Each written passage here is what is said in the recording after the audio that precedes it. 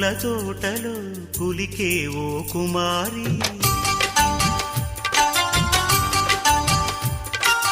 లేని బంగారు చీరలు మెరిసే ఓ వయ్యారి.